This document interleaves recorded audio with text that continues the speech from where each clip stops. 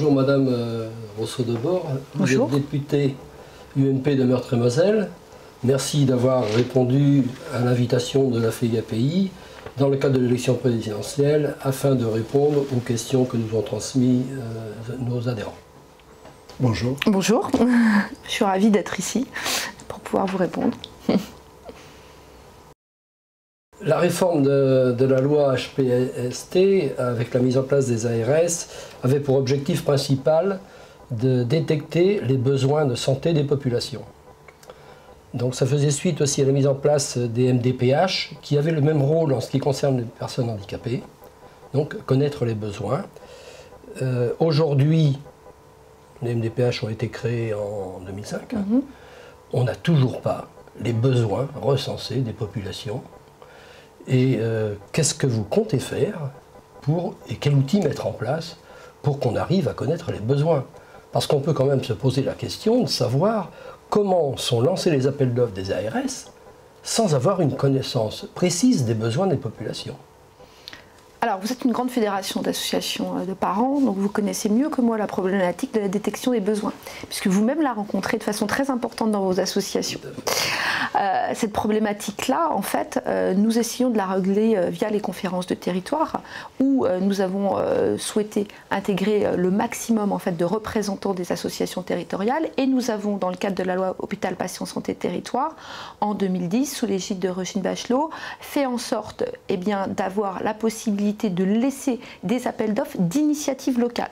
C'était un amendement d'ailleurs qui était porté par les parlementaires, moi je l'ai porté moi-même, et qui avait pour objectif justement de ne pas avoir un collage qui soit artificiel entre l'appel d'offres et la réalité du territoire, mais de laisser aux associations locales, départementales, régionales, voire d'obédience nationale, la possibilité de répondre à des problématiques très particulières. Aujourd'hui, il est très compliqué de faire un recensement exhaustif. Si ce recensement exhaustif de toute façon avait pu être fait, les associations elles-mêmes l'auraient déjà fait. Donc ce que nous essayons au contraire, c'est de voir les endroits où il y a inadéquation entre l'offre et la demande. Nous essayons d'y répondre à partir du tissu local. Et aujourd'hui, les associations qui font des propositions évidemment sérieuses, mais votre fédération en fait partie, peuvent se trouver dans le cadre d'un schéma global. Alors, à côté de ça, HPST, si vous voulez, n'a pas 2 ans. Voilà. Les agences régionales de santé, elles ont été mises en place depuis 1 an et demi. Donc tout ça est une machine assez importante qui se structure, qui est en train de s'implanter. Entre les différentes régions, parce que les hommes ne sont que les hommes, les avancées sont aussi différentes. Je sais que chez moi en Lorraine, par exemple, c'est allé très vite. Dans d'autres régions, malheureusement, c'est allé un peu moins vite.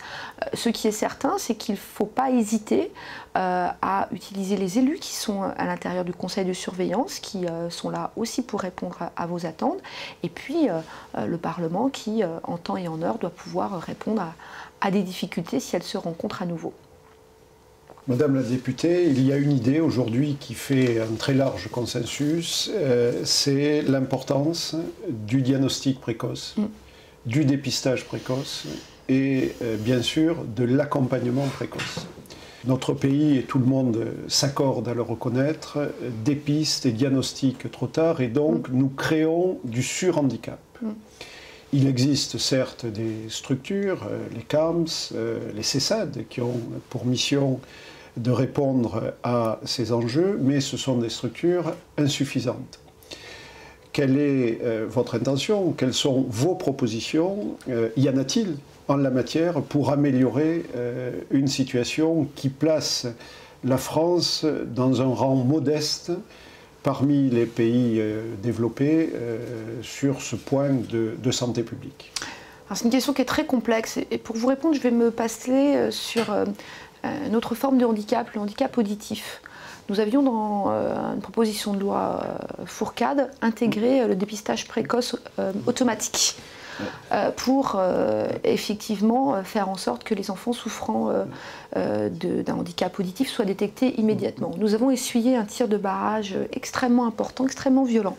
Des associations de parents d'enfants sourds, des associations d'adultes sourds qui étaient contre ce dépistage précoce, considérant qu'il s'agissait d'un refus d'acceptation d'une différence et d'une volonté de nier une différence qu'ils considéraient comme pouvant générer une culture différente. On voit là en fait toute la problématique de notre pays, si vous voulez.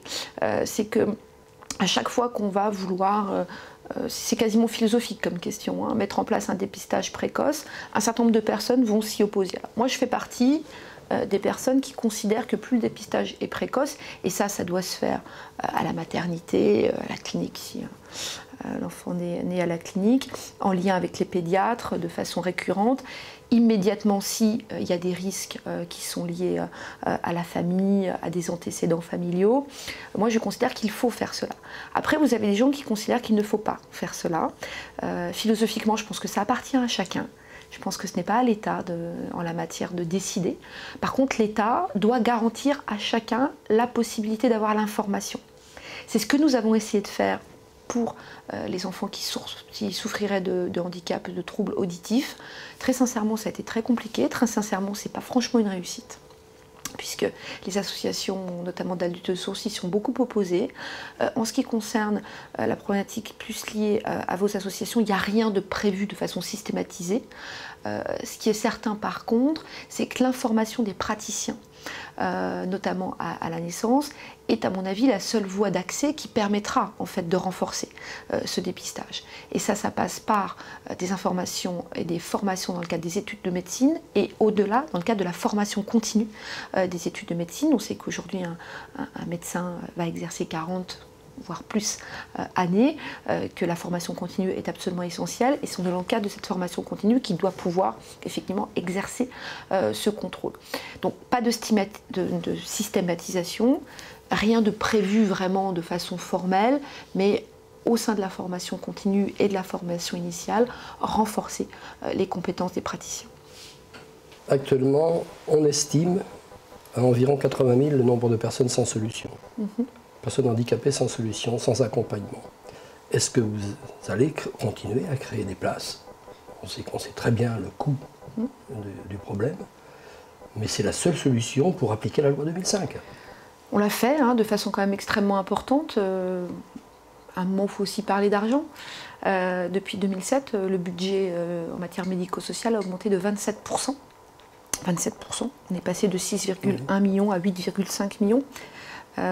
Milliards d'euros, dans un contexte que je rappelle ici, je veux dire de crise absolue. Alors même si l'argent peut être indécent pour certaines personnes qui effectivement souffrent dans leur chair, l'argent est néanmoins une nécessité. Et toutes les associations le savent parfaitement. J'entends bien. L'objectif aujourd'hui, effectivement, c'est continuer à avoir des places, puisqu'on sait que pour un certain nombre d'enfants et d'adultes, il n'y aura pas de solution dans le droit commun.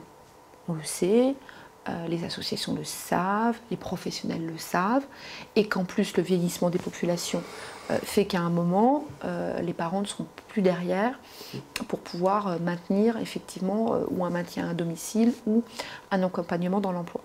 Donc le plan de montée en charge du nombre de places continuera, sachant que l'objectif pour nous est sacralisé, et qu'il n'y aura pas de dérogation par rapport à cela.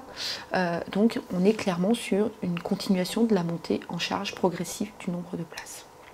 Alors, je ne vais pas vous dire qu'on va résorber les 80 000 places manquantes d'ici à 2015. Ça serait à la fois irresponsable de ma part et irréaliste, puisque même si on en avait éventuellement les moyens financiers, on n'aurait pas la possibilité aujourd'hui de localiser, puisqu'on revient toujours à la problématique de localisation des personnes et de leurs moyens. On n'aurait pas les moyens de les localiser et surtout de les regrouper, puisque notre gros problème, et vous le savez très bien, c'est l'éparpillement et l'éclatement géographique des personnes qu'il faut à un moment regrouper dans une structure quand on crée des structures. Et ça pose aussi des grosses difficultés, y compris familiales.